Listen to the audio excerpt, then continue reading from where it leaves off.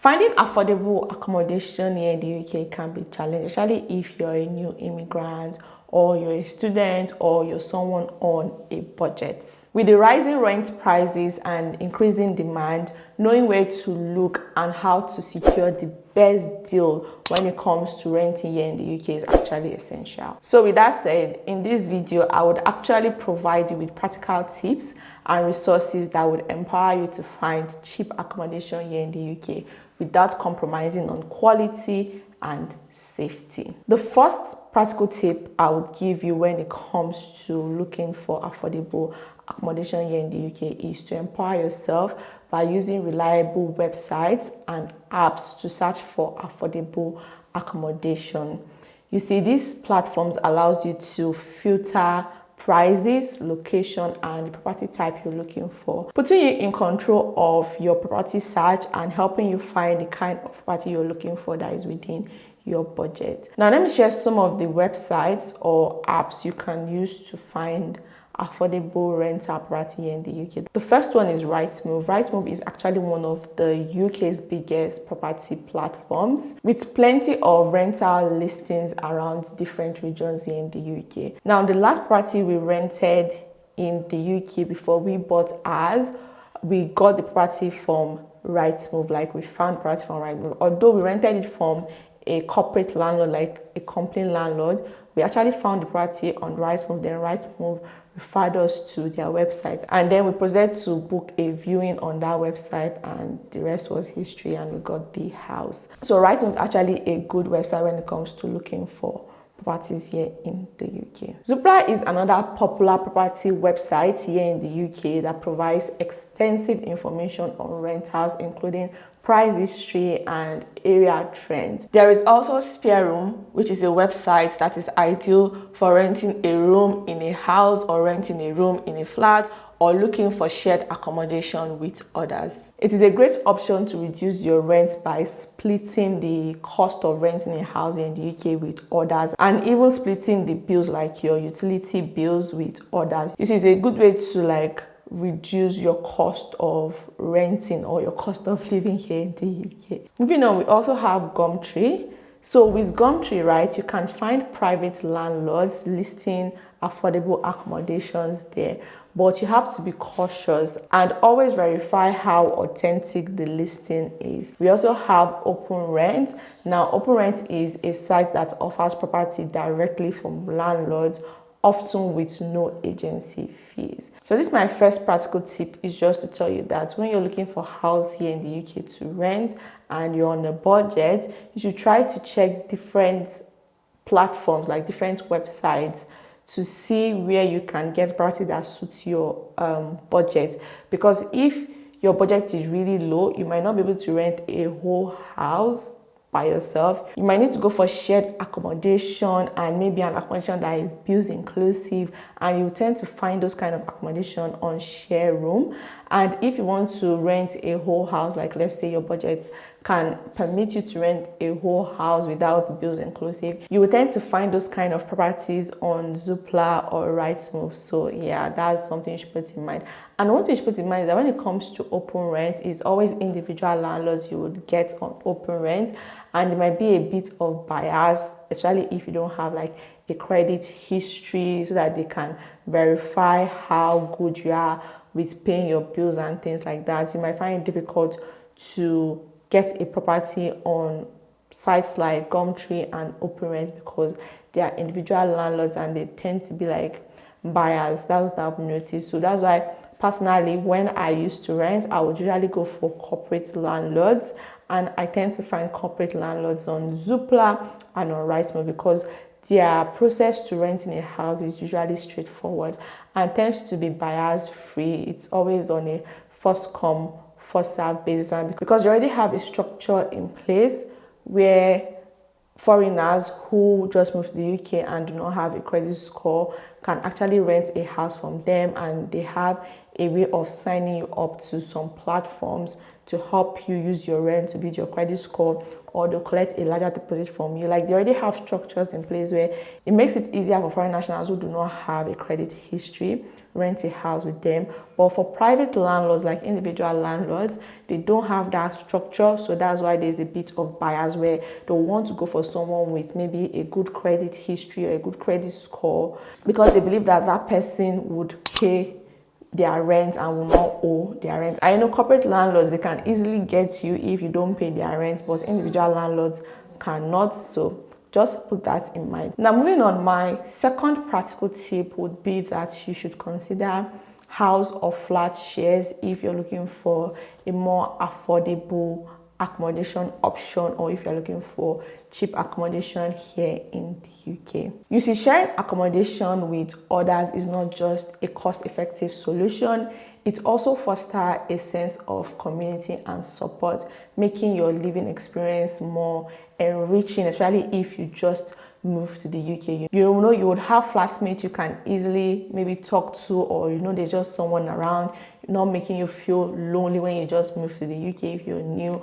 And if your flatmate is a citizen or someone who has lived in the UK for a very long period of time, you can always ask them questions on how to get around or how to do things, or if they are local to that area and you're just moving to that area as a newbie, or you're just new to that area. Having a flatmate that is knowledgeable about the area will just make settling into that area easy. So having a flatmate or a housemate comes with its advantages, but it also comes with some disadvantages. And there are lots of horror stories about flatmates, but you just need to do your due diligence research when it comes to choosing a flatmate or pairing with someone to rent a house together. Basically, when it comes to shared accommodation, just do your due diligence on the person you're choosing to rent a house with. Now, you can find flatmates or housemates through Share Room. Like I've already mentioned earlier in this video, it's a great website for you to find people you would like to share a house or a flat with. Now, you can also use Facebook groups to look for shared accommodation. You see, here in the UK, many areas have community groups where people advertise rooms for rent. So what you want to do is to go on Facebook and search for local housing or accommodation groups in your desired location. So basically, the idea of going for a shared accommodation is just that sharing utility bills and rent and other bills with your housemate or flatmate can significantly lower your monthly expenses, making it a budget-friendly accommodation option. Now, my third practical tip would be to look beyond central locations. Now, rent prices in major UK cities like London, Edinburgh, Birmingham, and Manchester can be high, especially in the central areas. So here in the UK, there are places they call town centers or city centers, and houses within that town center or city center area can be expensive. So living a bit further from the city center can be a safe and cost-effective option. You can find cheaper accommodation in these areas without compromising on safety and convenience. I remember when we were living in Manchester and wanted to save more towards our house deposit, we had to move from our luxurious city center apartment to a house that is still within Manchester, but just outside of the city center. And the luxurious two-bed apartment was costing us £1,200 per calendar month. And before we even left there, they wanted to increase the rent to £1,300 and something per calendar month. But when we moved, we were able to save extra £500 to our house deposit, because the house we moved to, we were paying £875 per calendar month. So it just goes to show you that living outskirts of the city center would always be cheaper. You even get more space for your money. Although when we're living in the city center, the apartment was fully furnished, so that also added to the high cost, but the house we moved to was not furnished. Now, when you're looking for accommodation outside of the city center or outside of a major city like London, Manchester, Birmingham, or Edinburgh, you can look for properties in commuter towns. So commuter towns are towns that are well connected by public transport, but are located at the outskirts of a major city. For example, cities like Reading or Luton offers a cheaper accommodation option, compared to London, and you can easily commute from Reading and Luton to London. So that's what I'm trying to say. So if you want to live in the major city here in the UK and you know that you cannot afford the rent, you can just opt for commuter town. So just look for a town that is really close to the city you would like to live in and look to rent a property there. It would always be more affordable than renting in the city you want to live in, basically. Another thing you can do is to look for rental property in less trendy neighborhoods. So areas that are still developing often have lower rents but offer great value for money. Also, you want to research upcoming neighborhoods that are slightly off the city center area but are still accessible to the city center area if you need to be commuting to the city center for work or for any business you have that you want to live very close to the city center. So instead of living in commuter town, you can still live within that city, but just live slightly off the city center. Like when we're living in Manchester, we moved from living in the M5 area to moving in the M9 area. We're still in the city, but we just lived about 15 minutes, 20 minutes away from the city center, which made our rents more affordable. The fourth practical tip I would give you when it comes to looking for affordable accommodation here in the UK is that you should not be afraid to negotiate the rent with your landlord, basically, especially if the property has been on the market for a while. Now, let me give you some tips that can help you successfully negotiate on your rent. Now, the first tip I will give you when it comes to negotiating for a lower rent is to do your research by checking the average rent prices of similar properties in the area where the house you want to rent is before you negotiate. It just give you a bit of leverage. So if a one-bed house in the area you want to rent a house in is going for £100 and your landlord put it for like £200, you can actually negotiate to bring it down to maybe £120 or £150 or even £100 because you know what other one-bed house or one-bed flat in that area goes for. Now, you don't want to be negotiating on a one-bed flat that is £100 in that area and you want to negotiate for £50. It doesn't make sense. So you want to understand how much the kind of house you want to rent goes for in that particular area where the house is.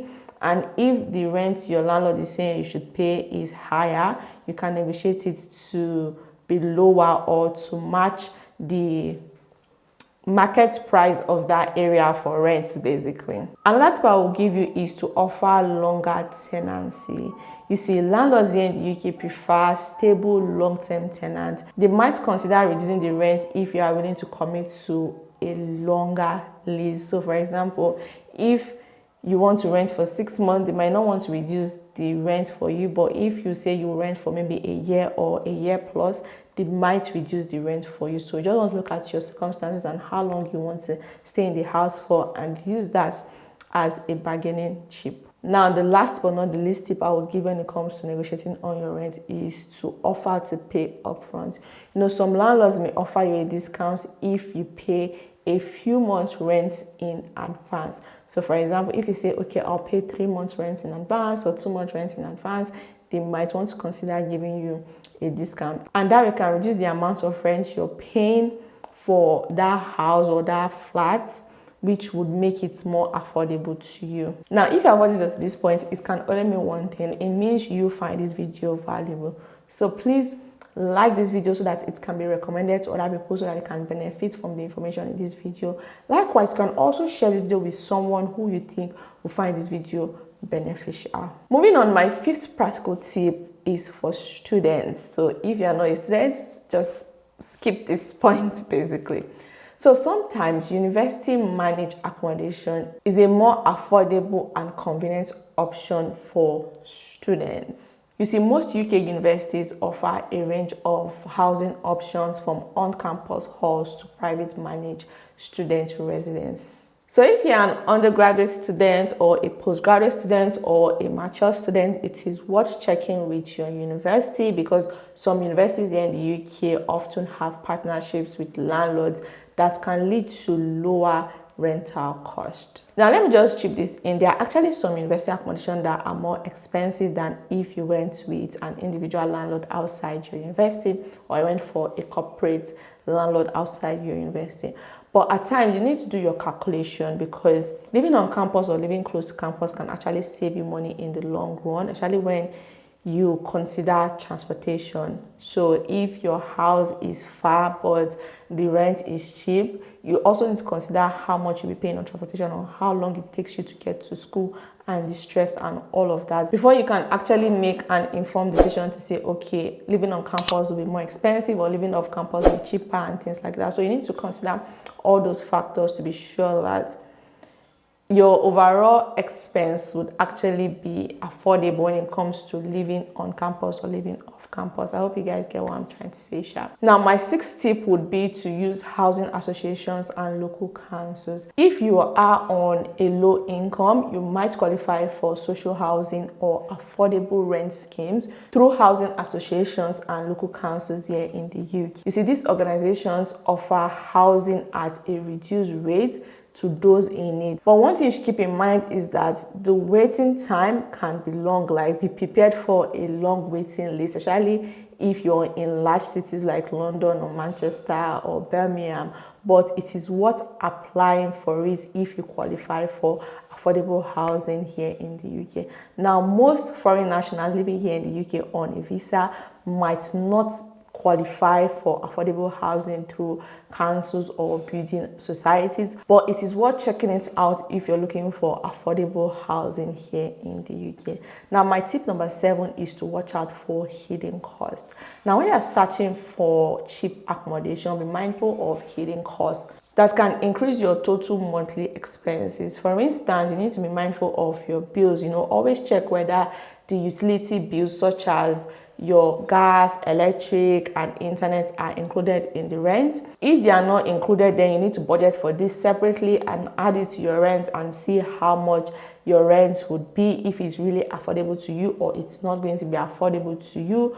Likewise, you want to consider agency fees. You see, some letting agents here in the UK would actually charge a fee for background check or setting up a tenancy agreement for you and things like that. However, under the Tenancy Fee Act of 2019, many of these fees have been banned, especially in England. But it's always good to clarify upfront. And if you're a foreign national who just moved to the UK, ensure you check if you have to pay this where you live, if you have to pay agency fee where you live. If you don't have to pay agency fee and they're trying to charge you for agency fee, thinking you would not know or you will not figure it out, you can just tell them that, oh, I don't think I am required to pay agency fee by law. You see, all these little fees can actually make a house affordable to you or unaffordable to you, depending on your budget. Another fees you want to look into before renting a house is council tax. Now, council tax is a local tax paid to the local council of where you be living or where the house you want to rent is, for services like waste collection and street cleaning, stuff like that, like just maintaining your local council. So you may be exempt from paying council tax if you are a full-time student here in the UK. So you just watch checking to see if you are exempted or you're not exempted, and what the council tax band is for the house you want to rent, whether it's going to be affordable to you monthly or it's not going to be affordable to you monthly, because council tax here in the UK are done based on bands. So make sure you check for this before you rent a house in the UK, because this can increase or decrease the amount of money you will need to pay towards your living arrangements. Now, another tip I would like to share with you guys is to check for discounted rent programs. You see, some landlords here in the UK would offer discounted rent in exchange for certain services here in the UK. So, for example, there are schemes where tenants pay reduced rent in exchange for light caretaking duties or living as a property guardian. So here in the UK, property guardians are those who look after empty buildings here in the UK, and as a reward for looking after those empty buildings, to make sure that people don't come and vandalize it, or to just care for the building in general, they would live in the building for free, or they will live in the building at a discounted price, like they'll reduce the rent for them. Now, one thing you should keep in mind is that these opportunities are not very common, but they can offer slight saving on rent for the right person. Like if you're willing to be a property guardian, if you're the right fit for those kind of schemes, it can help you reduce your rent, making it affordable for you to live where you want to live.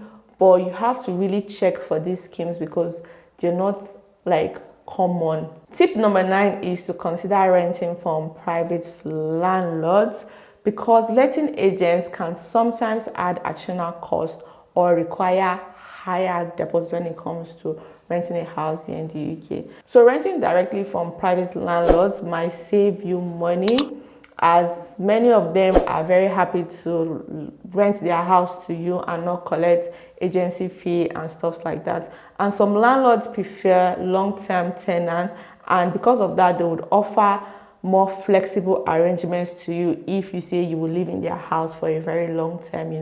It can make your living arrangements more affordable to you. Now, websites like OpenRent and Gumtree allows you to bypass agents and deal with landlords directly, like I mentioned earlier in the video. Now, one very important thing to also keep in mind when you're looking for affordable accommodation options here in the UK is to go for unfurnished house or an unfurnished apartment instead of a furnished house or a furnished apartment, because the unfurnished option would be more affordable than the furnished option. So like I used myself for example, when we're living in a furnished apartment, it was a bit expensive, even though it was in the heart of the city, than when we moved to an unfurnished house outside the city center. One thing you just need to keep in mind is that you will need to add the cost of furnishing the house, but trust me, you can always get affordable furniture from the charity shop, and this would also save you money. Now, the last but not the least practical tip I would give you is to stay safe and avoid scams. Now, when you're searching for cheap accommodation here in the UK, be wary of deals that seems too good to be true. When you're looking for affordable accommodation here in the UK, you might fall into scam, maybe because you're trying to cut corners, or maybe because you're looking at the wrong places or doing the wrong thing. So what you want to do is to always visit the property in person before signing any contract, and never transfer money to a landlord or an agent without verifying the legitimacy of the rental property, basically. Now, some common red flags to look out for when you're searching for affordable accommodation here in the UK include listings with little information or with vague details about the property you're looking to rent, landlords or letting agents requesting for deposits without meeting you in person or without showing you any property. They are telling you just pay the deposit, when you pay the deposit, then we'll take you to the property.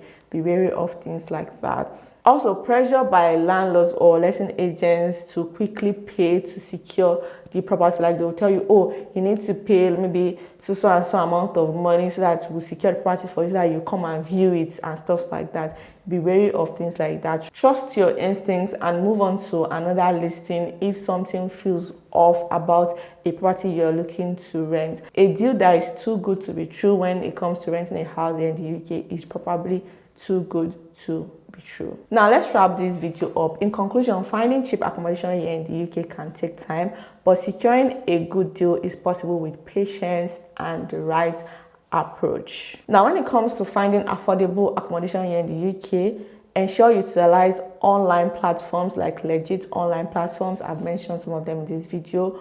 Consider flat sharing, negotiating with your landlord, and exploring all of your options, including those offered by the local councils and housing associations. You also want to be mindful of hidden costs like agent fee and stuff like that, and ensure your safety by avoiding scams. When you're looking for affordable housing, you don't want to get scammed while looking for affordable housing, because obviously that is no more affordable housing, because you are already losing money as you are looking for the affordable housing options. I do hope that with all the practical tips I've shared in this video and all the strategies I've shared in this video, you would be able to find an affordable accommodation that meets your needs while allowing you to manage your budget effectively. Now, if you're interested in a more detailed guide on the step-by-step process of renting a house here in the UK, be sure to check out the video on your screen right now. In that video, I talked about all the documents you need to